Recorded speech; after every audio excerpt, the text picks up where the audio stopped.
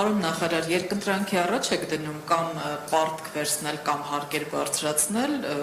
իսկ երրորդ տարբերակ, ասենք կառավարման արդյունավետությունը բարձրացնելու մասին ինչ կասեք, եւ առավել եւս, որ 2018-ից հետո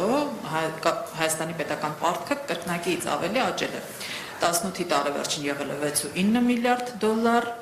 25-ի արդյունքներով 14.5 միլիարդ դոլար։ Արդյոք արդյունավետ է նման կառավարումը, արդյոք արդյունավետ է այդքան պարտք վերցնելը եւ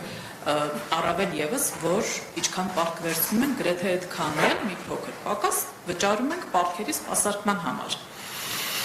Այսպես ճգնաժամներ սարերի հետևում չի, հա, կարող է հանկարծ դուռը թակել։ Ուր կհասնենք այսպես։ Շնորհակալություն։ Կառավարման եւ ընդհանրապես ծախսային արդյունավետության մասին առաջի հերթին ենք մտածում եւ երբ որ դուք ասում եք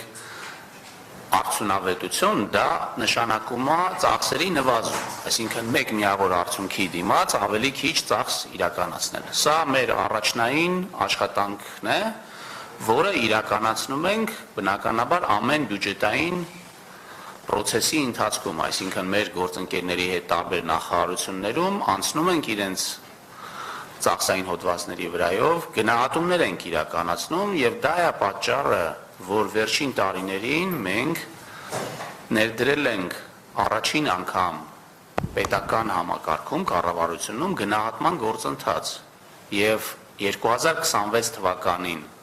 25-ին պիլոտային գնահատումներ ենք իրականացրել, 26 թվականին արդեն պլանավորում ենք այսպես պլանավորված արդեն այս գործառույթը մեկնարկել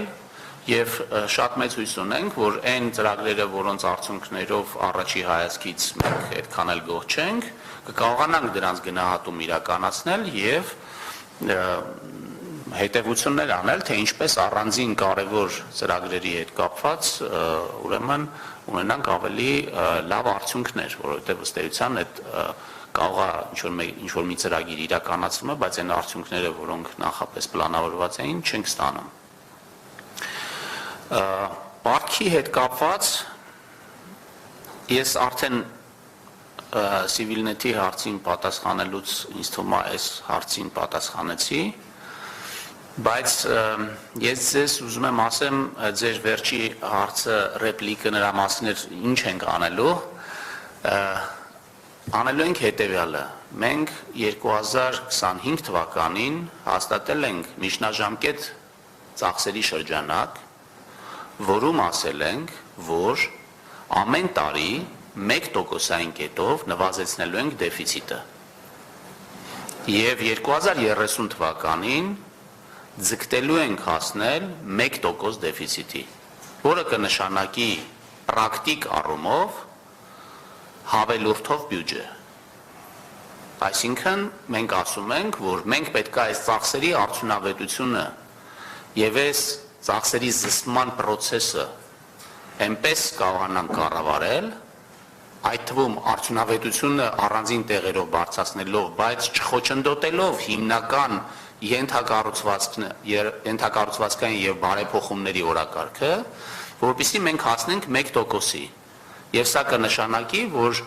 Հայաստանը այդ խնդիրները, որոնք դուք բարձրաձայնում եք, այդ խնդիրները չի ունենա։ Այո, պարտքը աճում է եւ ինչ-որ մի միլիարդից դառել է մի հատ ուրիշ միլիարդ, բայց այդ մենք 1000 անգամ խոսել ենք դրա մասին, որ այդ հիմա պետություններ էլ կան, որոնք տրիլիոններով ունեն։ Հիմա ինչի ենք այդ միլիարդից խոսում, դրա համար պետք է խոսենք դրա համամասնությունից եւ ես կարող եմ ասել, որ օրինակ 2018 թվականին պարտքը նրան 52% էր, 51 ու քանի տոկոս էր, հիմա 48% է։ Այսինքն մեր հնարավորությունները պարտքը սպասարկելու ավելի մեծացել են, կամ այլ կերպ ասած, կարելի ասել այն ծախսերը, որը մենք արել ենք պարտքի հաշվին, տվել են այն արդյունքները, որով հնարավոր է եղել մեր հնարավորությունները, մեր եկամուտները մեծացնել այնպես, որ մենք շարունակում ենք խնդիր չունենալ այդ ձեր ասած աճի պայմաններում, խնդիր չունենալ այդ մեծացած պարտքը սպասարկելու ուղղությամբ։ Ավելին ձեզ ասեմ, երբ որ մեր միջազգային գործընկերները նայում են, գնահատում են Հայաստանի ֆիսկալ կայունությունը, իրանք ասում են, որ դրականն է փոխվում, այսինքն ձեր ասած պայմաններում Հայաստանի պարտքի կայունությունը, օրինակ 4 պատճառ կա, ինչի Fitch-ը փոխել է Հայաստանի հեռանկարը կանգնից դեպի դրական, եւ ես կարծում եմ, որ Fitch-ը բավականին պահպանողական է եղել այս գնահատումը տալուց, որտեղ խոսեցի նաեւ նրա մասին, որ շուկաները շատ ավելի դրական են արձագանքում Հայաստանում տեղի ունեցող իրավիճակին եւ բնականաբար իրանք շատ մանրակրկիտ են ուսումնասիրում Հայաստանի պարտքը, դրա հետ կապված ռիսկերը եւ արձանագրում են, որ դրա հետ կապված ռիսկերը նվազել են եւ ավելի ցածր են։